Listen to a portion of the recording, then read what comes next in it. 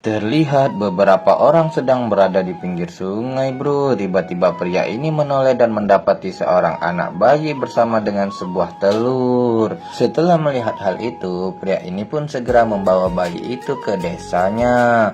Dan di sana ia menemui seorang dukun desa. Ternyata sang dukun itu memberitahu bahwa anak ini anak yang hebat.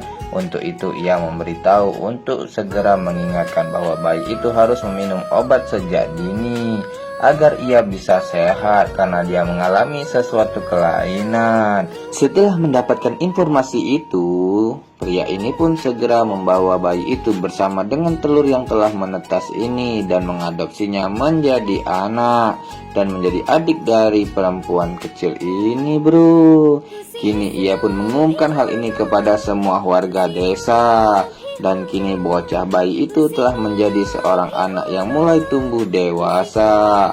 Dan ia pun diajari berbagai keterampilan dan juga kehebatan baik memancing, berpedang maupun memanah. Dan tentu saja hal ini terlihat membuat semua orang menjadi bahagia. Tetapi hal itu berubah ketika ada beberapa prajurit dari kerajaan datang untuk meminta upeti. Di saat itulah para prajurit ini hendak membawa seorang bocah. Tetapi pria bocah ini berhasil melemparkannya dengan batu dan sang kakak langsung berdiri di depannya dan mengaku dirinya lah yang telah melempar.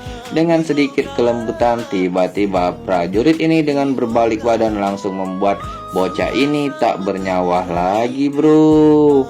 Waduh, sedihnya. Melihat hal ini, semua warga tidak ada yang berani melawan. Sedangkan pada akhirnya mereka semua harus pergi dan juga gadis kecil ini seketika tewas dan juga tentu saja membuat pria bocah ini menjadi bersedih. Beruntungnya ia masih memiliki teman gadis kecil yang lain. Ia juga memberikan sebuah bunga sebagai bentuk turut berduka cita yang membuat pria kecil ini menerimanya, bro. Tetapi itu tidak berlangsung lama karena gadis kecil ini segera diantar pergi ke desa lain agar ia tidak diculik oleh para prajurit kerajaan, bro. Dan beberapa waktu telah berlalu, terlihat seorang pria tengah berlari.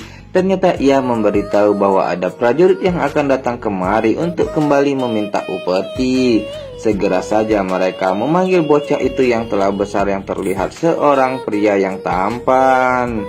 Ternyata si abang tampanku Bang Pijay yang jago ini, bro. Wah. Dan melihat hal itu, prajurit ini pun sedikit ketakutan. Segera setelah ia melihat si abang Pijay segera pergi dari sana. Tetapi si abangku ini tidak mau ketinggalan. Ia mencoba mengejarnya dan mengejarnya. Hingga pada akhirnya si abangku mulai menyusul si prajurit itu. Dan bahkan berhasil membuatnya dan menangkapnya. Tetapi itu tidak berlangsung lama.